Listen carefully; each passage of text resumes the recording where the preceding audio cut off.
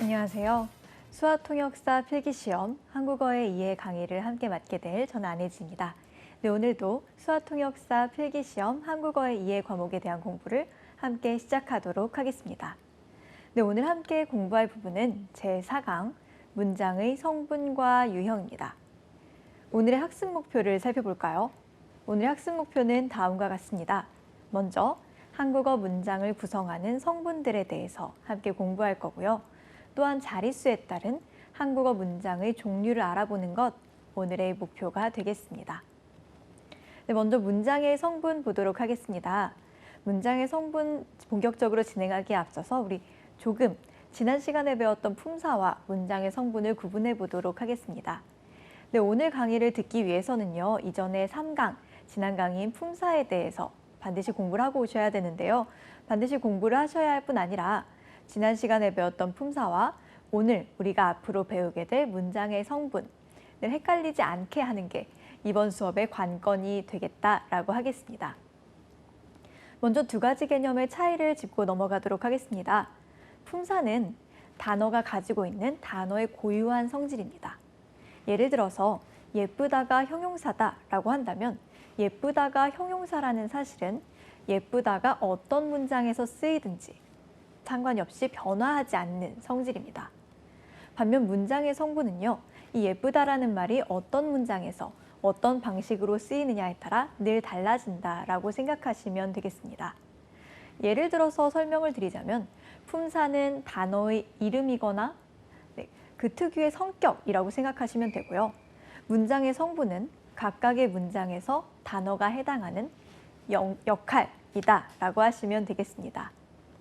예를 들어서 저는 지금 이 자리에서는 여러분에게 온라인으로 동영상을 통해 강의를 전달드리는 교강사일 것입니다. 그렇지만 학생들 현장에 나가면 직접 학생들과 이야기를 나누는 오프라인 교강사가 될 것이고요. 집에 가면 가족들 사이에서 딸의 역할을 담당하고 있습니다. 이처럼 저의 역할은 어느 곳을 가느냐에 따라 환경에 따라서 매번 바뀌지만요. 저라는 사람의 성격은 어떻습니까? 특성은 아마 변화하지 않을 것입니다. 마찬가지로요. 문장의 성분은 어떤 문장에서, 그러니까 우리가 오늘 배울 문장의 성분은요. 이 단어가 어떤 문장에서 어떤 형태로 나타나는지에 따라 계속 달라질 수 있습니다. 그렇기 때문에 이 단어의 문장 성분은 이거야 라고 외우는 것은 전혀 의미가 없어요. 왜요? 문장마다 달라지니까요. 반면 품사는 어떻습니까? 어떤 단어의 품사는 사전에 나타나 있는 그대로 고정된 채로 나타납니다. 어떤 문장에서 사용되든 해당 단어의 품사는 변하지 않습니다. 그래서 다소 헷갈리시겠지만 지난 시간에 배웠던 품사, 저희가 어떤 품사를 배웠나요? 명사, 대명사, 수사, 그리고 관형사, 부사, 감탄사와 조사, 마지막으로 동사와 형용사까지 9가지를 공부했었습니다. 이것들은 변하지 않는 단어의 성질입니다. 반면 오늘 배울 내용, 문장의 성분, 다시 말해 주어, 서술어, 목적어 등의 역할은 문장마다 바뀔 수도 있다는 점 꼭 기억해 주시면 좋겠습니다. 네, 이제 본격적으로 문장의 성분을 알아보도록 하겠습니다. 문장의 성분에는요, 크게 주성분, 부속성분, 그리고 독립성분으로 나눌 수가 있습니다. 주성분은 무엇일까요? 주성분은 어떠한 문장에서 반드시 쓰여야 하는, 해당 문장에 없어서는 안 되는 성분, 꼭 필요한 성분을 주성분이라고 말합니다. 그렇다면 부속성분은 무엇일까요? 부속성분은 해당 문장 안에서 특정한 역할을 맡고 있지만 주성분만큼 필수적으로 필요하지는 않은 성분을 부속성분이라고 합니다. 마지막으로 독립성분은 저희가 이제 독립성분 차례가 되면 다시 말씀드리겠지만 지난 시간에 배웠던 독립어와 크게 다르지 않습니다. 독립어가 대체로 독립성분, 다시 말해 감탄사가 독립성분으로 쓰이게 되는데요. 문장 안에 있는 다른 단어들과 전혀 관련이 없는, 다시 말해 소위 혼자 노는 그런 단어들을 독립성분이다라고 말합니다. 그래서 제가 지금 이 PPT에 주성분, 부속성분, 독립성분을 동일한 크기의 원으로 제시를 했지만요. 사실상 주성분과 부속성분을 구분하는 것이 중요하고요. 독립성분은 그보다 비교적 중요성이 좀 떨어진다라고 말할 수 있겠습니다. 또한 주성분과 부속성분을 구분하는 데는 조금 노력이 필요하지만 아마 독립성분은 모든 분들이 이 단어는 독립성분이구나 라는 것을 별 어려움 없이 아실 수 있을 것이라고 생각합니다. 그렇기 때문에 오늘 이 문장의 성분에서 가장 중요한 부분은 무엇이냐면 주성분과 부속성분을 구분하는 것입니다. 네, 주성분부터 하나하나 보도록 하겠습니다. 주성분에는 다음에 하나, 둘, 셋, 넷, 5가지 성분들이 있습니다. 하나하나 조금 더 자세히 조금 뒤에 설명을 할 예정인데요. 지금은 일단 개괄을 해보도록 하겠습니다. 먼저 주어입니다. 주어는 문장의 주체 역할을 하는 것을 주어라고 하고요. 그 다음에 서술어가 있습니다. 서술어는 주어의 상태나 동작을 나타내는 역할을 하는 어휘를 서술어라고 합니다. 다음은 목적어입니다. 목적어는 주어가 서술하는 서술의 대상이 되는 역할이에요. 네, 그리고 보어와 필수 부사어는 문장의 부족한 부분을 보충하는 역할이다라고 할 수 있겠습니다. 아마 주성분에서 가장 여러분들이 주성분과 주성분과 부속성분의 구분을 어렵게 하는 어휘들은요, 바로 이 필수 부사어일 것입니다. 필수 부사어는 개념부터가 굉장히 중간지대에, 회색지대에 있는 어휘다라고 할 수 있겠는데요. 필수 부사어에 대해서는 각각의 성분을 하나씩 살펴보면서 다시 한번 알려드리도록 하겠습니다. 지금은 그냥요, 주성분과 부속성분의 구분을 혼란스럽게 하는 필수 부사어가 존재한다라는 정도만 확인하시면 되겠습니다. 부속성분입니다. 부속성분엔 2가지가 있어요. 관형어와 부사어입니다. 관형사, 부사, 우리 지난 시간에 공부했었죠. 관형사, 부사와 같은 역할을 하는 것이 관형어, 부사어다 라고 생각하시면 되겠습니다. 관형어는 주어, 목적어, 보어를 꾸며주는 역할을 하고요. 부사어는 서술어를 꾸며주는 역할을 한다라고 생각하시면 되겠습니다. 저희 지난 시간에 배웠던 품사의 관형사 그리고 부사와 각각 어떤 차이가 있는지 혹시 감이 잡히시나요? 네, 지금은 감을 잡은 상태로만 두고요.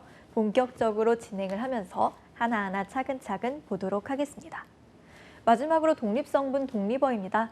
다시 아까도 말씀드렸죠. 독립어는 문장 내에서 특별한 역할을 가지지 않는, 다시 말해 있으나 없으나 상관없는, 네, 이렇게 말하면 독립어에게 조금 미안하겠지만요. 있으나 없으나 큰 문제가 없는, 다른 어휘들과 어떠한 관계나 역할을 맺지 않는 성분을 독립성분, 독립어라고 말합니다. 네, 이제 주어부터 차근차근 하나씩 조금 더 자세하게 살펴보겠습니다. 주어입니다. 먼저 설명을 드리고요. 그 다음에 예시를 살펴보도록 할게요. 주어는 서술어의 주체, 문장의 주인공이다 라고 할 수 있겠습니다. 지난 시간에 품사와 함께 이야기를 해보면요. 우리 지난 시간에 주어라는 말 종종 사용했습니다. 언제 사용했는지 기억하시나요? 네, 맞습니다. 언제 사용했냐면요. 체언을 설명할 때 사용했어요. 체언, 명사, 대명사, 수사는 어떤 역할을 하냐면 문장에서 주어나 목적어 역할을 할 수 있다라고 했었습니다. 바꿔 말하면 어떻게 됩니까? 체언이 주어로 기능할 수 있습니다. 다시요. 지난 시간에 배웠던 품사 중에 명사, 대명사, 수사인 어휘들이 문장에서 주어로 기능할 수 있습니다. 주어는요, 저희 지난 시간에 조사에 대해서도 배웠죠. 기억하시나요? 조사에 대해 배우면서 조사는 앞에 붙은 단어, 조사가 결합된 단어가 어떤 역할, 문장에서 어떤 역할을 하는지 알려준다라고 말씀드렸었습니다. 그런 것을 격조사라고 한다고도 말씀드렸었죠. 네, 격조사, 주격조사는 앞에 붙은 단어가 주어임을 알려주는 격조사다라고 알고 계시면 되겠습니다. 대표적인 주격조사에는 무엇이 있느냐? 이가, 에서, 그리고 깨서가 있습니다. 설명이 어려우신가요? 예를 통해 보도록 하겠습니다. 희수가 밥을 먹는다 라는 문장입니다.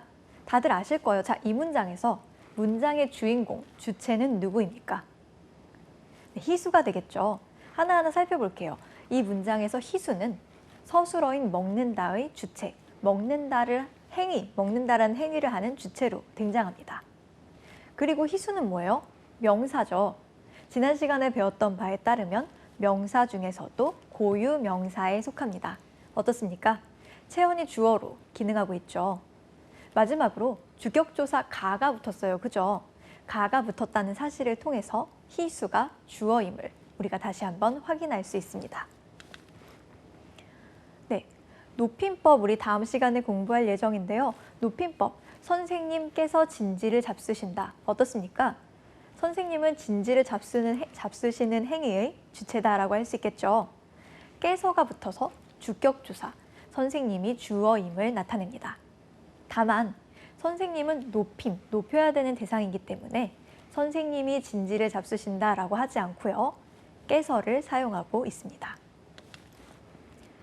조금 체크해 두셔야 할 것은 에서입니다. 정부에서 입장을 내놓았다. 만약에 희수가 학교에서 급식을 먹는다라는 문장에서라면요. 학교에서는 희수가 밥을 먹은 장소를 가리키게 될 것입니다. 그렇기 때문에 이 경우에 학교에서는 그렇게까지 중요한 단어가 아니라고 할 수 있겠습니다. 이때는 뭐예요? 많이들 아시겠지만 장소를 나타내는 부사어로 기능합니다. 그렇지만 이 문장을 보세요. 정부에서 입장을 내놓았다. 입장을 내놓다. 입장을 내놓다는 동작의 주체는 누구입니까? 네, 정부가 되겠죠. 정부가 주어로 기능하고 있습니다. 그래서 에서는요. 늘 부사어를 만들기만 하는 것이 아니고 지금처럼 어떠한 단체 뒤에 붙어서 해당 단체가 주체임을 알려주는 주격조사로 기능하기도 한다라고 말씀드리겠습니다. 무엇을 아실 수 있나요? 똑같은 형태의 에서라고 할지라도 문장에서 나타나는 것에 따라 어떤 문장에서는 부사어를 만드는 어떤 문장에서는 부사어를 만드는 부사격 조사로 기능을 하고요. 또 어떤 문장에서는 주어를 만드는 주격 조사로도 기능한다라는 걸 확인하실 수 있습니다. 그렇기 때문에요. 만약에 문장을 주지 않고 그냥 에서만 주고 에서가 뭔지 맞춰보세요 라고 말한다면 그것은 조금 불합리한 질문이 될 것입니다. 문장의 역할, 문장에서의 어떤 역할을 하는지 주어인지 서술어인지 하는 그런 문장의 단어의 기능, 주어인지 서술어인지 하는 그러한 단어의 기능은요. 어떠한 문장에서인지에 따라 다르게 나타나기 때문에 반드시 문장을 제시해 주어야 예의 바른 문제다라고 할 수 있겠죠. 다음은 서술어입니다. 서술어는 주어의 동작이나 상태를 서술하는 말을 서술어라고 합니다. 용언이 서술어로 사용될 수 있습니다. 용언, 뭐가 있었죠? 저희 지난 시간에 공부했는데요. 동사와 형용사가 용언이다 라고 할 수 있겠습니다. 다시 말해 동사와 형용사, 우리말의 9가지 품사 중 동사와 형용사만이 서술어로 사용될 수 있다 라고 알고 계시면 되겠습니다. 그리고 추가적으로 조금 특이한 서술격 조사 이다가 있습니다. 이다가 붙은 명사, 명사와 이다의 결합체도 서술어로 사용이 됩니다. 예시를 들어볼까요? 아까 사용됐던 문장입니다. 희수가 밥을 먹는다. 이 문장에서 서술어는 무엇인가요? 네, 먹는다가 되겠죠. 먹는다, 먹다는 동사이고요. 이 문장에서 서술어로 사용되었습니다. 이거는요. 밥이 아주 맛있다입니다. 서술어는 맛있다, 형용사인 맛있다가 서술어로 사용되고 있습니다. 마지막입니다. 나는 선생님이다. 네, 이게 바로 선생님이라는 명사에 서술격 조사 이다가 결합된 문장이다 라고 할 수 있겠는데요. 네, 선생님이다. 나는 선생님이다. 네, 선생님이다 전체가 이다와 결합해서 서술어로 기능하고 있습니다. 네, 다음은 목적어입니다. 목적어는 서술어의 대상이 되는 말을 목적어라고 합니다. 마찬가지로 저희 지난 시간에 배웠죠. 체언인 명사, 대명사, 수사가 목적어로 사용될 수 있습니다. 목적어는 어떻게 할 수 있냐면요. 목적격 조사 을을 붙은 것은 목적어다. 을을 통해서 확인하실 수가 있습니다. 문장 알아볼게요. 희수가 밥을 먹는다. 네, 계속해서 나오고 있는 문장이죠. 이 문장에서요. 먹다는 서술어고요. 희수는 어떻습니까? 희수는 밥을 먹는 주체예요. 그럼 희수가 먹는 것, 먹다의 대상이 되는 단어는 무엇입니까? 네, 그것은 밥이 되겠죠? 이처럼 밥, 목적어다 라고 할 수 있겠습니다. 보어입니다. 보어는 두 가지 동사를 생각하시면 돼요. 보어는 되다와 아니다 앞에 오는 말, 되다와 아니다의 서술을 보충하는 말이 보어다라고 알고 계시면 되겠습니다. 보어도 마찬가지로 주어와 목적어와 비슷해요. 체언만이 보어로 기능할 수 있습니다. 보어에는 복격조사 이가가 붙습니다. 보세요. 이가가 주격조사로도 쓰이고 복격조사로도 모양이 동일하죠. 그렇기 때문에 주어와 보어를 구분할 수 있으셔야 되겠는데요. 실제 문장에서 보면 크게 어렵지 않습니다. 우리 함께 볼까요? 희수는 대학생이 되었다. 서술어가 되다죠. 서술어가 되다나 아니다면 보어가 필요한데? 라고 생각하시면 되겠습니다. 희수는 되었다. 뭐가 되었는지 알아야 되겠죠? 희수는 무엇이 되었습니까? 네, 대학생이 되었습니다. 이 경우에 희수는 뭐가 되나요? 주어가 될 것이고요. 희수가 뭐가 됐는지 알려주는, 무엇이 되었는지를 보충해주는 단어 대학생이는 보어다라고 하시면 되겠습니다. 한 문장 더 볼게요. 희수는 대학생이라면 대학생은 더 이상 어린이가 아니다라고 할 수 있겠는데요.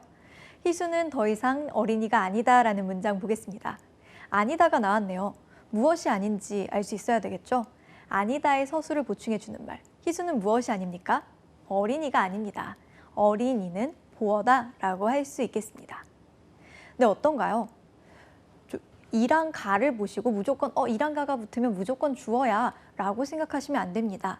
전체 문장에서 이 단어가 실제로 어떤 기능을 하는지 꼭 더블 체크를 해주셔야 되겠습니다. 다음입니다. 저희 여기까지 하고 뭘 할 거냐면요. 우리 부속 성분이 맞아 있었죠. 그리고 꼭 필요한 성분, 주성분 중에 하나인 필수적 부사어도 있었는데요. 우리가 거기에 자세히 필수적 부사어의 자세한 내용을 확인하기 앞서서 서술어의 자릿수를 확인하도록 하겠습니다. 자릿수란 무엇이냐면요. 서술어가 결정하는 꼭 필요한 단어의 수입니다. 굉장히 우리가 서술어의 자릿수 혹은 필수적인 요소와 꼭 필요하지 않은 주성분과 부속성분을 구별하기가 어려운 이유는요. 우리가 한국인이고 한국어를 너무 잘하기 때문에 그렇습니다. 예를 들어서요. 아주 간편하게 말해서 저희가 아까 계속 썼던 문장 희수는 밥을 먹었다. 희수가 밥을 먹었다라는 문장을 우리가 늘릴 수 있죠. 예를 들면 어떻게 늘릴 수 있을까요? 집에 돌아온 희수가 맛있는 밥을 먹었다. 라든지 집에 돌아온 희수가 엄마가 해주신 저녁밥을 맛있게 먹었다. 라고 문장을 쭉 무한하게 늘릴 수 있습니다. 이렇게 문장을 무한하게 길게 만들 수 있는 것, 첫 번째 시간에 배운 언어의 창조성입니다. 그런데요, 이 긴 문장, 집에 돌아온 희수가 엄마가 해주신 저녁밥을 맛있게 먹었다 라는 문장에서 희수가 밥을 먹었다. 이렇게 세 가지 빼고 나머지는 다 부속 성분이에요. 근데 저희가 뭐라고 이야기하나요? 부속 성분은 문장에서 그렇게 필요하지 않은 성분이다 라고 제가 설명을 드렸죠. 근데 이 필요를 우리 화자가 결정할 수가 없습니다. 누군가는 엄마가 해준 밥이라는 게 되게 중요한 포인트였는데 저는 이 엄마가 해준 이라는 단어 꼭 필요하다고 생각해요. 주성분이라고 생각합니다. 라고 주장하실 수도 있기 때문이에요. 그러니까 의미에 따라서 결정되는 것이 아닙니다. 누가 결정하느냐? 서술어가 결정을 합니다. 서술어가요. 예를 들어서 지금 제가 말씀드린 문장은 희수가 밥을 먹는다였죠. 먹다, 먹다가 정합니다. 어떤 단어가 필수적으로 필요한지요. 그래서 그런 부분을 하나씩 보도록 하겠습니다. 먼저 이야기해야 할 부분은 한자리 서술어인데요. 한자리 서술어는 동사가 동사 외에 딱 하나의 단어만을 반드시 필요로 하는 그런 동사, 그런 서술어를 한자리 서술어다라고 합니다. 하나씩 보겠습니다. 자동사의 경우에 주어만 요구하는 자동사들이 있습니다. 무엇이 어찌하다나 무엇이 무얼하다의 꼴로 해석이 되는데요. 이런 것들요. 강아지가 짖는다. 다시 말해 여기 나온 동사 짖다는 주어만 꼭 필요로 합니다. 문장은 길게 만들 수 있습니다. 바둑강아지가 멍멍 짖는다. 바둑 강아지가 밤새도록 멍멍 짖는다. 그러나 여기에서 바둑, 멍멍, 밤새도록 같은 단어들은 비교적 필수적인 단어가 아닙니다. 누가 정해요? 여러분이 정하시는 게 아니고요. 아쉽게도 짖다라는 동사가 정합니다. 형용사, 주어와 형용사, 형용사들도요. 주어만, 자신 외에 단 하나의 자리, 단 하나의 단어, 단 하나의 역할만을 요구하는 한 자리 서술어 되겠습니다. 맵다 볼게요. 맵다도요. 누가 매운지만 중요한 거예요. 뭐 떡볶이가 얼만큼 매운지, 누가 먹은 떡볶이가 매운지, 어느 집에서 파는 떡볶이가 매운지는 중요하지 않습니다. 맵다도 단 하나, 주어만 필요로 합니다. 마지막, 명사의 서술격 조사 이다가 붙어 만든 서술어 무엇 이다의 경우에도요. 주어만을 요구합니다. 나는 학생이다 같은 거요. 여기에 뭐 길게 붙일 수 있겠죠. 지금 이 자리에서 대화를 하고 있는 나는 어제 막 졸업한 학생이다 같은 식으로 문장을 만들 수 있겠습니다. 그러나 학생이다가 이 긴 문장에서 반드시 요구하는 학생이다에게 꼭 필요한 단어는 누가 학생이냐, 주어뿐이다 라고 생각하시면 되겠습니다. 그러니까요, 이렇게 짖다, 맵다, 학생이다 같은 단어가 있는 문장에서 주어 빼고 나머지 다른 요소들은 다 뭐가 됩니까? 부속 성분이 된다. 다시 말해 관형어나 부사어 중 하나가 된다 라고 생각하시면 되겠습니다. 두 번째입니다. 두 자리 서술어입니다. 두 자리 서술어는 뭔가요? 서술어가 자신 외에 두 개의 단어, 다시 말해 두 개의 역할만을 반드시 필요로 한다라고 할 수 있겠습니다. 여러분들 잘 알고 계신 타동사의 경우에 타동사, 자신을 제외한 목적어와 주어 두 개의 단어를 필요로 합니다. 예시 보실까요? 동생이 책을 읽다. 네, 읽다 같은 경우에는요. 동생이 읽다라고 말해서는 불완전한 문장입니다. 무엇이 반드시 필요한가요? 동생이 무엇을 읽었는지가 반드시 필요합니다.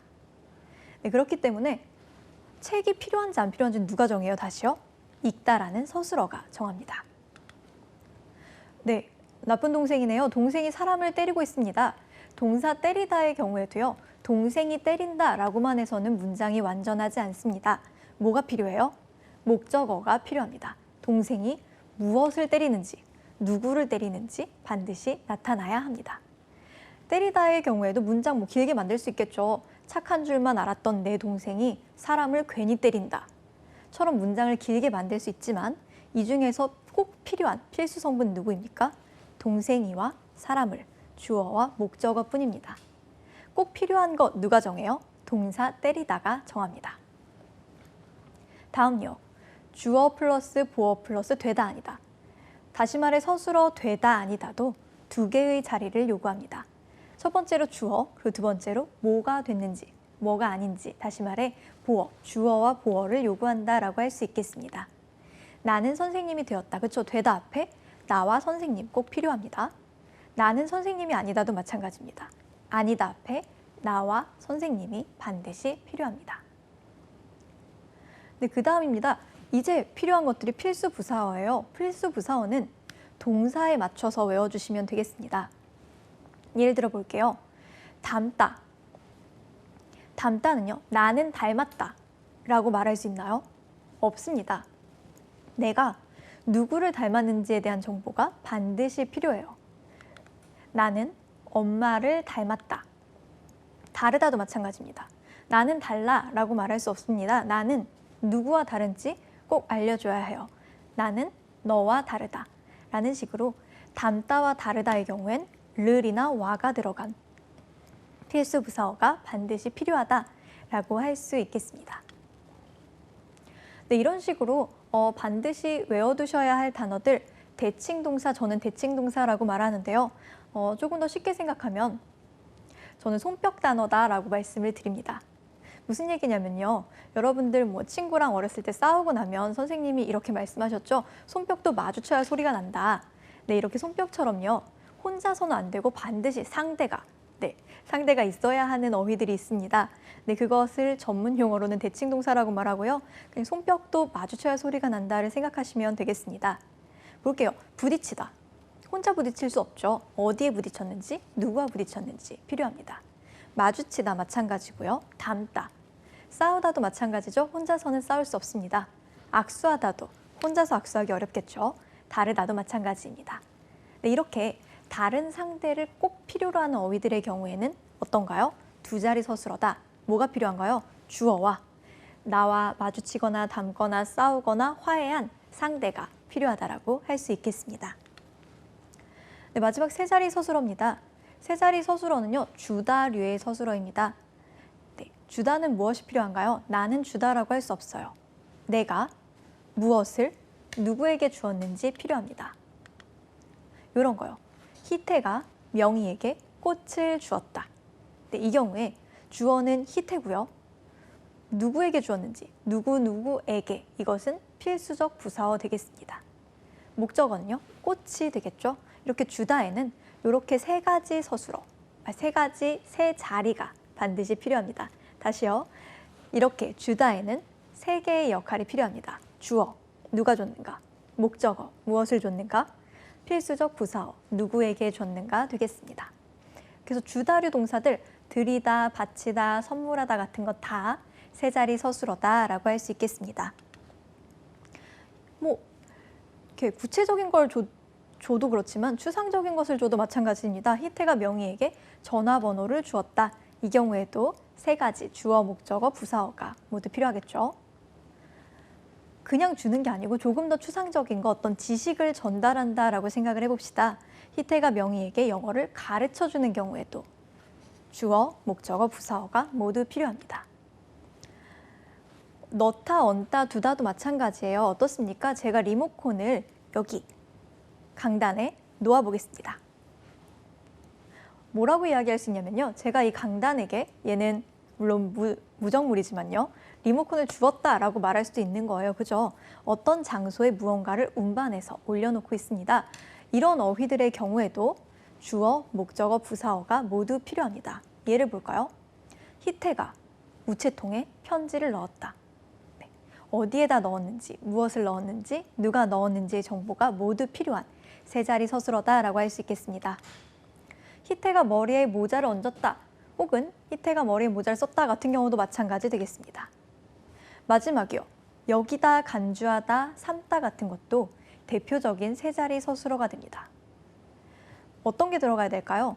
여기다, 누가 여겼는지, 무엇을 여겼는지, 무엇이라고 여겼는지 세 가지 정보가 모두 들어가야 합니다. 희태가 명희를 북한 사람으로 여겼다라는 문장을 생각해 봅시다. 여기다는요, 누가 여겼는지, 누가 여겼죠? 주어 희태입니다. 누구를 여겼죠? 명희를 여겼습니다. 명희를 뭐라고 여겼나요? 필수 부사어 되겠습니다. 북한 사람으로 여겼습니다. 네, 이렇게 세 가지 요소가 반드시 필요한 문장이다 라고 말할 수 있겠습니다. 희태가 명희를 아내로 삼았다도 마찬가지죠. 네, 이렇게 보면요. 여기까지가 필수 성분에 대한 이야기입니다. 필수 성분은 누가 정하나요? 네, 그렇습니다. 서술어가 정해요. 그죠? 필수 성분의 예시로는 주어, 목적어, 보어, 필수적 부사어가 있었습니다. 무엇이 필수적인지는 서술어가 정합니다. 네, 그래서 서술어의 자릿수, 서술어가 몇 개의 단어, 몇 개의 역할을 필수적으로 요구하느냐에 따라서 한 자리 서술어, 두 자리 서술어, 그리고 세 자리 서술어로 한국어의 서술어를 나눌 수 있습니다. 그리고 그 서술어가 요구하는 것들은 다 필수적인 성분, 필수 성분이다라고 보시면 됩니다. 일단 주어가 대체로 필요할 거고요. 그 다음에 그 필수적인 성분들 중에는 목적어도 있을 것이고 보어도 있을 것이고, 그리고 목적어나 보어가 아닌 것, 다시 말해 목적격 조사나 복격 조사가 붙지 않은 성분들은 필수적 부사어다라고 조금 귀납적으로 생각을 하시는 게 편리할 것 같습니다. 네, 이렇게 서술어를 문장에서 먼저 찾고요. 서술어가 반드시 요구하는 성분들인 필수적 성분들을 걸러내면 나머지는 뭐가 되겠습니까? 독립성분이나 부속성분이 될 것입니다.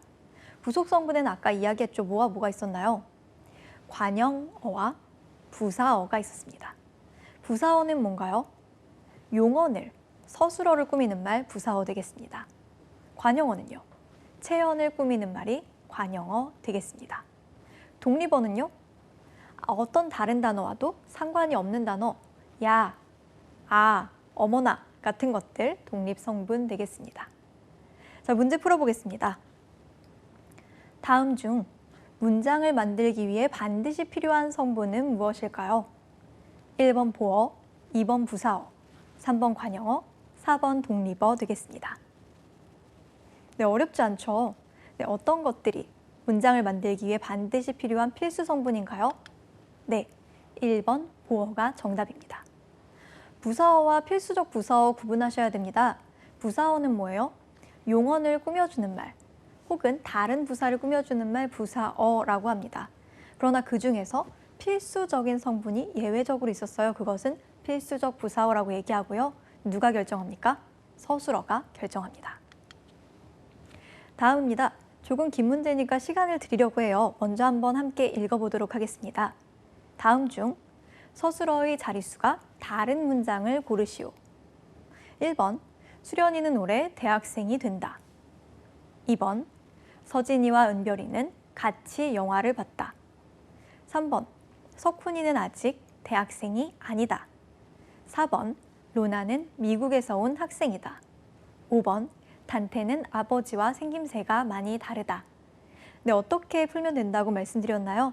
먼저 각 문장의 서술어가 무엇인지 확인해서요. 서술어에 동그라미를 치시고요. 해당 서술어에 꼭 필요한 단어들이 무엇인지 체크해 나가면 되겠습니다. 네, 제가 시간을 조금 드릴 테니까요. 한번 풀어보시고 함께 답을 맞춰보도록 하겠습니다. 네, 하나씩 보겠습니다. 정답은 먼저 몇 번인가요? 네, 정답은 4번입니다. 하나씩 볼게요. 1번 문장입니다. 문장이 아무리 길어도 상관없어요. 첫 번째, 서술어만 확인하시면 됩니다. 서술어 무엇인가요? 되다 되겠습니다. 되다는 무엇이 필요하죠? 누가, 무엇이 됐는지 주어와 보어가 필요합니다. 수련이는 주어일 거고요. 대학생이 보어가 되겠습니다. 올해는요? 네, 부속성분, 언제 대학생이 되었는지를 알려주는 부사어다 되겠습니다. 그렇기 때문에 되다는 몇 가지 자릿수가 몇 개예요? 2개, 자릿수가 2개인 서술어 되겠습니다. 2번입니다. 서술어 보다 되겠습니다. 누가 무엇을 보았는지, 누가 무엇을 2개가 필요하죠. 3번 아니다 보겠습니다. 아니다도 보어를 필요로 하는 단어입니다.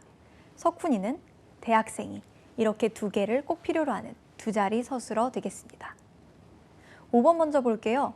단테는 다르다, 다르다입니다. 다르다, 제가 아까 손뼉과 같은 상대가 필요한 동사다라고 말씀드렸습니다.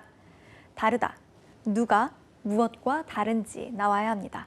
주어 단테와 아버지, 이렇게 2가지가 꼭 필요한 2자리 서술어 되겠습니다. 네, 1, 2, 3, 5는 모두 2자리 서술어를 사용한 문장인데요. 4번 보겠습니다. 로나는 학생이다. 네, 학생이다인데요. 학생이다는 어떻습니까? 주어만, 하나만 필요로 하는 한 자리 서술어 되겠습니다. 정답은 4번입니다. 네, 우리가 방금 전까지 무엇을 공부하셨냐면요.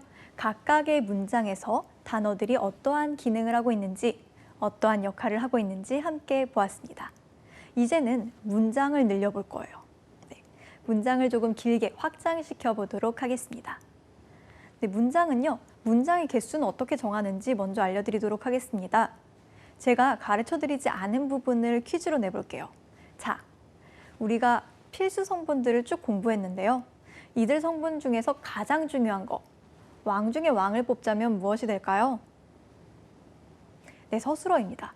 여러분들 영어 공부하실 때도 늘 서술어의 체크, 동사의 체크하라는 이야기 많이 들으셨죠? 한국어에서도 마찬가지입니다. 제가 이 얘기를 왜 드렸냐면 문장의 개수를 정할 때도요. 절의 개수를 정할 때도 동사의 개수, 서술어의 개수가 가장 중요하기 때문입니다. 주어와 서술어 관계가 하나만 나타나는 문장을 혼문장, 하나뿐인 문장이라고 해서 혼문장이라고 얘기합니다. 그리고 주어와 서술어가 여러 번 나타나는 문장을 겹문장이라고 이야기합니다. 겹문장은요, 이 여러 개의 절들이 어떤 관계를 이루고 있느냐에 따라서 다시 아는 문장과 이어진 문장으로 나뉜다라고 할 수 있겠습니다. 하나씩 함께 볼게요. 네, 홈문장에 대해서는 다들 아실 것 같아서요. 확장에 따른 문장의 유형, 이어진 문장과 아는 문장에 대해서 자세히 공부해 보도록 하겠습니다. 먼저 이어진 문장입니다. 이어진 문장은요. 두 개의 절, 주어 서술어 관계가 그저 연결만 되어 있는 것을 의미합니다. 이어진 문장은 다시 대등하게 이어진 문장과 종속적으로 이어진 문장으로 나뉘어요. 대등하게 이어진 문장이 가장 간단합니다. 대등하게 이어진 문장은 뭐냐면요. 주어와 서술어끼리 순서를 바꿔도 큰 문제가 없는 문장을 얘기합니다. 자, 첫 번째 예시 보겠습니다. 석봉이는 글씨를 쓰고 어머니는 떡을 썰었다 라는 문장인데요. 네, 이 문장에서 서술어 몇 개인가요? 네, 2개입니다. 어떻게 2개죠? 쓰다와 썰다 이렇게 2개다 라고 할 수 있겠습니다. 쓰다의 주어는 누군가요? 누가 썼죠? 석봉이가 썼습니다. 썰은 것은요? 어머니가 썰었습니다.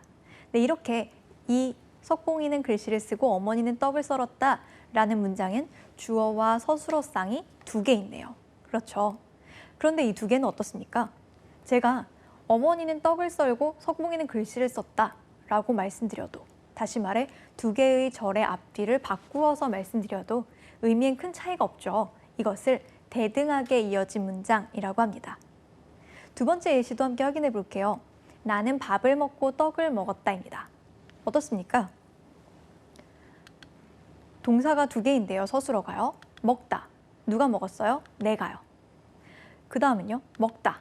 이 먹다의 주어도 역시 나 되겠습니다. 네, 나는 먹었다라는 문장이 2개 이어지는데요. 이 2개의 문장이 대등하게 이어져 있습니다. 네, 그 다음 종속적으로 이어진 문장입니다.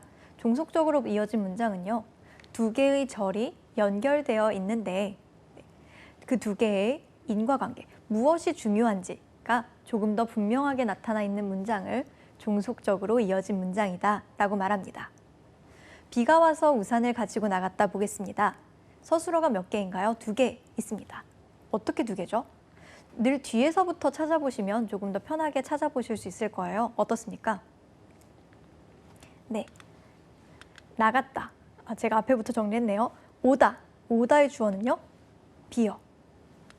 나가다. 나가다는요? 문장에 나타나 있지 않지만 내가 나갔다라는 이야기일 겁니다. 비가 오다라는 문장과 내가 나갔다라는 문장이 있는데요. 이 2개 바꿔도 됩니까? 안 됩니다. 내가 나가서 비가 왔다 라고 얘기하면 어떻게 되나요? 조금 무속신앙이 되어버리죠. 네, 어떻습니까? 2개의 문장, 비가 오다가 원인이 되어서 내가 우산을 가지고 나갔다라는 결과가 도출되고 있습니다. 때문에 2개의 절이 연결되어 있지만 순서를 바꿀 수는 없어요. 네, 이것이 종속적으로 이어진 문장 되겠습니다. 하나 더 보겠습니다. 서술어 찾아볼게요.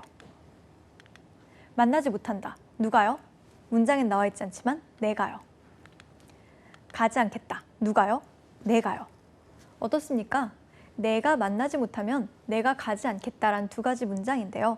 2가지 문장이 연결되어 있는데 너를 만나지 못한다면 조건에 따라서 나의 행동이 결정되기 때문에 가지 않는다면 너를 만나지 문장 자체가 이상해지죠.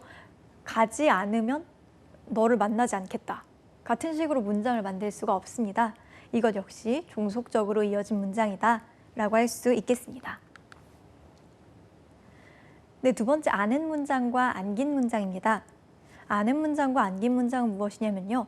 이어진 문장은 2개의 절이 그저 연결되었다라고 말씀드렸는데요. 아는 문장과 안긴 문장의 경우에는 하나의 문장, 하나의 절이 다른 절의 특정한 요소로 기능하고 있는 것, 특정한 역할, 다른 문장 안에 쏙 들어가서 그 문장 안에서 어떠한 역할을 담당하고 있는 것을 아는 문장과 안긴 문장이라고 이야기합니다. 예시를 살펴볼게요. 엄마는 민주가 야식을 먹는 것을 싫어하십니다. 서술어 무엇이 있나요? 싫어한다 있습니다. 싫어한다의 주어 뭐죠? 네, 엄마입니다. 엄마는 무언가를 싫어하세요. 2번째 문장. 먹습니다. 누가 먹습니까? 민주가 야식을 먹습니다. 2개의 문장 적어볼게요. 엄마는 무언가를 싫어한다 라는 문장과 민주가 야식을 먹는다 라는 두 개의 문장으로 이루어져 있음을 알 수 있습니다. 1번과 2번의 관계는 어떤가요? 2번. 민주가 야식을 먹는다라는 문장이 전체가 엄마가 싫어하는 것이 무엇인지, 다시 말해 엄마는 싫어한다의 싫어하다의 목적어로 기능하고 있습니다. 그러니까 두 번째 문장, 2번 문장이 1번 문장의 목적어로 기능을 하고 있는 것인데요. 네, 퀴즈 드립니다. 목적어는 무엇이 목적어가 될 수 있다고 말씀드렸죠? 네, 체언이 목적어가 될 수 있습니다. 명사, 대명사, 수사만 목적어가 될 수 있는데요. 그렇기 때문에 이때 이 2번 같은 절을 우리가 무엇이라고 얘기하느냐? 명사의 역할을 하고 있다라고 해서 명사절이라고 합니다. 이런 것도 마찬가지입니다. 두 개의 문장으로 나눠보겠습니다. 천재예요. 누가요? 수진이가 천재다. 또요? 밝혀졌어요. 뭐가 밝혀졌어요? 수진이가 천재임이 밝혀졌습니다. 나누면 어떻게 됩니까? 1번, 어떠한 사실이 밝혀졌다. 2번 문장, 수진이가 천재다. 이렇게 두 개의 문장으로 나뉜다고 할 수 있습니다. 1번과 2번의 관계 어떻습니까? 수진이가 천재라는 것이 밝혀지다의 주어로 기능합니다. 어떻게 할 수 있냐면요. 밝혀지다에 무엇이 밝혀졌는지가 지금 문장에 나타나 있지 않고요. 또 수진이가 천재임 뒤에 뭐가 붙습니까? 주격조사 이가 붙는 것을 통해 알 수 있습니다. 그래서 수진이가 천재다라는 2번의 문장은 1번 문장에서 명사로 기능하는 명사절이라고 할 수 있겠습니다. 그 다음입니다. 원재가 부른 노래는 힙합이다 라는 문장 보도록 하겠습니다. 여기서도 두 가지로 나눠볼 수 있겠는데요.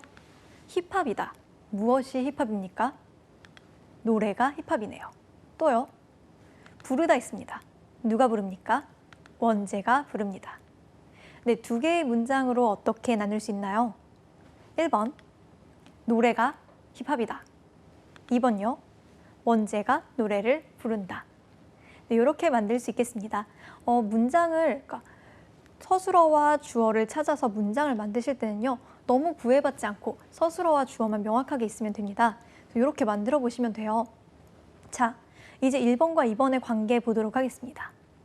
원재가 노래를 부른다라는 문장, 2번 문장은 전체 문장에서 어떤 역할을 합니까? 네, 그렇습니다. 노래를 꾸며주죠. 노래라는 체언을 꾸며주는 관형어의 역할을 합니다. 네, 관형어의 역할을 하는 절이라고 해서 2번을 뭐라고 부릅니까? 관형절이라고 부릅니다. 이것도 볼게요. 영진이가 사온 꽃이 참 예쁘다. 네, 서술어요. 예쁘다. 뭐가 예쁜가요? 꽃이 예쁘죠. 두 번째 서술어요. 사오다. 누가 사왔죠? 영진이가요. 자, 문장 두 개 만들어 보겠습니다. 1번 문장이요. 꽃이 예쁘다. 2번 문장이요. 영진이가 꽃을 사왔다. 네, 2번 문장은 1번 문장, 전체 문장에서 어떤 역할을 합니까? 2번 문장과 1번 문장은 어떤 사이인가요? 네, 그렇습니다. 2번 문장, 영진이가 꽃을 사왔다라는 문장이 어떤 꽃, 지금 예쁘다라고 말하고 있는 꽃이 어떤 꽃인지 꽃을 수식해 줍니다. 꽃은 체언이죠. 체언을 수식하는 관형어의 역할을 하고 있습니다. 2번 문장은 관형절의 역할을 하고 있다라고 이야기합니다. 자, 그러면 여러분들 아는 문장과 안긴 문장이다라고 말씀드렸는데요. 네, 이 문장 영진이가 꽃을 사왔다와 꽃이 예쁘다 이 두 절 중에 어떤 것이 아는 절이고 어떤 것이 안긴 절인지 아실 수 있나요? 네, 그렇습니다. 전체를 포괄하는 문장 꽃이 예쁘다라는 문장이 안은 문장이 될 것이고요. 영진이가 꽃을 사왔다는 어떻습니까? 꽃이 예쁘다라는 문장에 하나의 성분으로 기능하고 있죠. 쏙 들어가 버렸습니다. 이렇게 쏙 들어간 문장을 우리가 뭐라고 하냐면요. 안긴 문장이라고 이야기합니다. 부사절을 아는 문장도 있습니다. 보겠습니다. 비가 소리도 없이 내린다예요. 서술어 무엇입니까? 내린다입니다. 뭐가 내려요? 주어요? 비가 내린다입니다. 자, 그 다음 서술어 한번 찾아볼까요? 무엇입니까? 없이입니다. 없다요. 뭐가 없습니까? 소리가 없습니다. 자, 두 개의 문장 어떻게 됩니까? 비가 내립니다. 근데요, 소리가 없어요. 자, 1번 문장과 2번 문장의 관계는 어떻습니까? 네, 그렇습니다. 비가 내리긴 내리는데 어떻게 내려요? 소리가 없이 내립니다. 소리가 없이라는 것은요, 문장 전체, 특히 그 중에서도 내린다, 내린다를 꾸며주고 있습니다. 서술어를 꾸며주고 있어요. 네, 서술어를 꾸며주는 절, 우리가 무엇이라고 부릅니까? 네, 부사어라고 합니다. 부사어의 역할을 하고 있는 절이죠. 그래서 부사절이라고 합니다. 네, 이 문장도 마찬가지죠. 비가 소리도 없이 내린다. 무엇이 안은 문장입니까? 네, 전체 문장의 역할을 하고 있는 비가 내린다가 안은 문장 되겠습니다. 그쵸? 우리가 안다, 껴안다 할 때 그 안다가 맞거든요. 네, 안으면 어떻게 되나요? 안기는 사람이 앉는 사람의 품에 쏙 들어가게 되겠죠. 마찬가지입니다. 이 두 문장의 관계에서도요, 소리도 없이 부사가 되어서 전체 문장에서 어떠한 역할을 담당해서 쏙 들어가는 문장, 소리가 없이가 안긴 문장이 될 것이고요. 소리가 없이를 하나의 요소로, 하나의 역할로 쏙 품어주는 비가 내린다라는 문장이 안은 문장이 될 것입니다. 그리고 안긴 문장인 소리가 없다는 어떤 역할을 해요? 내린다를 수식하는, 서술어를 수식하는, 용언을 수식하는 부사의 역할을 합니다. 그렇기 때문에 뭐라고 이름 붙입니까? 부사 역할하는 절이다 라고 해서 부사절이다 라고 이름 붙일 수 있겠습니다. 마지막입니다. 전혀 새로운 거예요. 한번 볼게요. 서술절을 아는 문장입니다. 네, 자, 서술어 찾아보겠습니다. 코가 길다. 누가요? 코끼리가 코가 깁니다. 두 번째 서술어 뭘까요? 길다. 뭐가 길어요? 코가 길어요. 네, 뭐 코끼리는 코가 길다, 토끼가 귀가 길다, 기린이 목이 길다 같은 문장들이요. 다 어떻습니까? 얼핏 보면 주어가 여러 개인 것처럼 보입니다. 코끼리가와 코가 중에 뭐가 진짜 주어인지, 코끼리가가 주어면 코가는 과연 무엇인지 알기가 어렵습니다. 이런 문장들 서술절이다 라고 생각하시면 되겠습니다. 이렇게 되는 거예요. 코끼리가 어떠하다. 코가 길다. 네, 2번 문장인 코가 길다라는 문장, 코라는 주어와 길다라는 서술어로 이루어진 절인데요. 이 절 전체가 코끼리가 어떠하다를 나타내는 코끼리에 대한 설명, 서술로 기능을 하고 있습니다. 2번 절이 코끼리에 대한 서술어 역할을 하는 것이죠. 코끼리에 대한 서술절로 기능하고 있는 것입니다. 이 경우에도 어떤 문장이 아는 문장입니까? 네, 전체를 포괄하는 코끼리는 삐리리라는 문장이 아는 문장 되겠습니다. 코가 길다는 어떻습니까? 네, 주어와 서술어를 가지고 있으면서 서술어, 전체 문장에서 서술어 기능을 해서 전체 문장 속에 쏙 들어가게 되죠. 코가 길다는 안긴 문장이다 라고 할 수 있겠습니다. 문제 풀어보도록 하겠습니다. 다음 중 이어진 문장은 무엇일까요? 라는 문제입니다. 하나씩 읽어볼게요. 1번, 바람이 부니 낙엽이 떨어진다. 2번, 그는 우리가 돌아온 사실을 모른다. 3번, 이 책은 내가 읽었던 책이다. 4번, 나는 그가 착한 사람이라는 생각이 들었다. 네, 어떻게 하는 거죠? 서술어를 찾아보시고요. 서술어가 몇 개인지. 서술어를 찾으신 이후에는 각각의 서술어와 연결되는 주어가 누구인지 확인하시고요. 그것을 통해서 1, 2, 3, 4에 각각 2개의 문장 뽑아서 만들어 보세요. 그리고 2개의 문장이 어떤 관계를 맺고 있는지 확인해 보시면 됩니다. 시간을 조금 드릴 테니까요. 같이 풀어보시고요. 함께 정답 맞춰보겠습니다.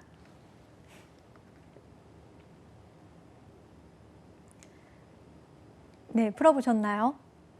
확인해 보겠습니다. 1번부터 보도록 할게요. 다 보고 답을 알려드리도록 하겠습니다. 자, 1번입니다. 서술어 어떻게 됩니까? 네, 떨어지다와 불다 있습니다. 무엇이 부나요? 바람이 붑니다. 무엇이 떨어지나요? 낙엽이 떨어집니다.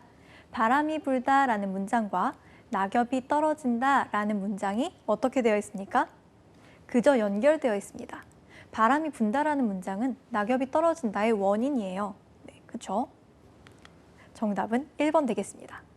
그럼 나머지는 다 아는 문장과 안긴 문장 되겠죠? 어떻게 안았고 어떻게 안겼는지 한번 살펴보겠습니다. 2번입니다. 어떻게 나뉘어지나요? 네, 서술어 2개 있습니다. 하나는요, 모른다예요. 누가 모릅니까? 그가 모릅니까? 그가 모릅니다. 두 번째요, 돌아왔어요. 누가 돌아왔습니까? 우리가 돌아왔습니다. 네, 그래서 그는 무엇을 모른다라는 문장과 우리가 돌아왔다라는 2개의 문장 되겠습니다. 우리가 돌아왔다라는 문장은 어떤 기능을 합니까? 전체 문장에서 그가 모르는 사실이 무엇인지 그가 모르는 목적어 역할을 해줍니다. 목적어 역할하는 건 무엇이라고 했죠? 명사라고 말씀드렸습니다. 우리가 돌아왔다는 전체 문장에서 어떤 기능을 합니까? 명사절의 기능을 하는 안긴 문장 되겠습니다. 3번 문장입니다. 이 책은 내가 읽었던 책이다. 서술어 어떻게 있습니까? 네, 책이다가 있습니다. 이 책은 책이다 되겠네요. 두 번째요, 뭐가 있습니까? 읽다 있습니다. 누가 읽어요? 내가 읽었습니다.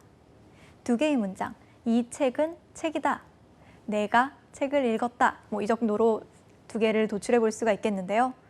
2개의 문장 어떤 관계 맺고 있습니까? 네, 내가 읽었다. 내가 책을 읽었다라는 문장이 이 책은 어떤 책이다 해서 책을 꾸며주는 역할을 합니다. 책이라는 명사, 체언을 꾸며주고 있죠. 관형어로 기능하고 있습니다.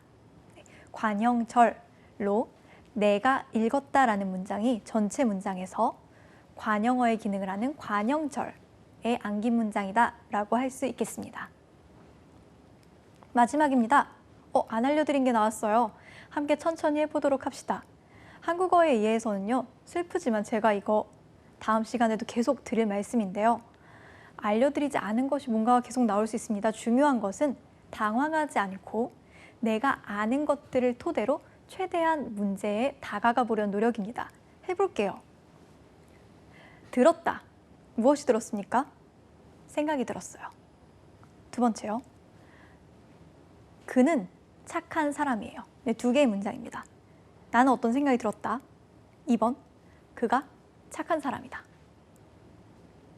어떤 생각이 들었습니까? 그가 착한 사람이라는 생각이 들었습니다. 일단 그가 착한 사람이다 라는 게 전체 문장에서 어떤 역할을 하는지는 지금 명확하지 않은 것 같아요. 다만 이어지지 않았고요.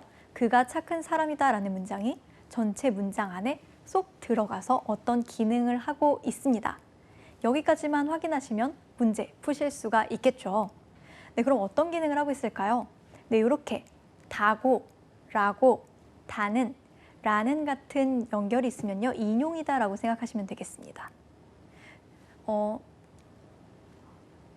이런 문장이 있을 수 있죠. 선생님이 너 지금 내려오라고 말했어. 말하셨어가 돼야 되겠네요. 선생님께서 너 지금 당장 오라고 말씀하셨어. 너 지금 당장 와 라는 문장에 사실 따옴표가 붙어야 되겠죠. 이렇게 다른 사람의 말이나 생각을 그대로 옮겨오는 것, 인용이라고 합니다. 다른 사람의 말이나 생각을 그대로 옮겨오는 것, 인용이라고 하고요. 그렇기 때문에 4번 같은 경우 그가 착한 사람이다 라는 문장은 전체의 문장에서 인용의 역할을 담당하는 인용절로 기능한다 라고 할 수 있겠습니다. 다음 문제입니다. 다음 중 보기의 문장과 짜임새가 같은 것은 무엇일까요? 보기의 문장은 다음과 같습니다. 나는 우리나라가 아름다운 나라가 되기를 원한다입니다. 네, 1, 2, 3, 4 한번 보시고요. 답을 찾아보도록 하겠습니다. 무엇보다 보기의 문장을 분석하는 것이 가장 중요한 우선 과제가 되겠네요. 네, 함께 보겠습니다. 보기 문장 먼저 보도록 할게요. 나는 우리나라가 아름다운 나라가 되기를 원한다. 서술어 2개 있습니다. 1번이요. 원한다. 누가 원합니까? 내가 원합니다. 두 번째요. 나라가 되다. 뭐가 됩니까? 우리나라가 아름다운 나라가 되는 거죠. 그래서 두 개의 문장이 있습니다. 나는 원한다. 2번 우리나라가 아름다운 나라가 된다. 2번 문장은 1번 문장과 어떤 관계를 맺고 있나요? 내가 원하는 것이 무엇인지 원하다라는 서술어의 목적어로 우리나라가 아름다운 나라가 된다가 기능하고 있습니다. 목적어로 기능하는 것 무엇인가요? 명사절 되겠습니다. 1, 2, 3, 4 보겠습니다. 1번입니다. 독서는 사상과 언행이 뛰어난 사람과 대화를 나누는 것이다. 네. 정답은 2번이 되겠는데요. 2번 먼저 확인할까요? 여기 모인 사람들은 농사가 잘 되기를 진정으로 빌었다. 첫 번째 서술어 빌다입니다. 누가 빌었나요? 여기 모인 사람들은 빌었습니다. 두 번째 문장이요. 농사가 잘 되다. 네, 어렵지 않죠? 구조가 거의 비슷했습니다. 무엇을 빌었는지 농사가 잘 되다라는 문장이 여기 모인 사람들이 빈 것이 무엇인지 목적어의 역할을 하고 있습니다. 정답은 2번 되겠습니다. 네, 오늘 수업은 여기까지입니다. 우리 배웠던 내용 함께 정리해 보도록 하겠습니다. 오늘 우리가 배웠던 내용 가장 중요한 거 말씀드리자. 딱 한 문장으로만 말씀드릴 수 있다라고 한다면요. 저는 서술어의 중요성이다라고 할 수 있겠습니다. 오늘 배운 내용들, 오늘 우리가 함께 풀어본 문제들이요.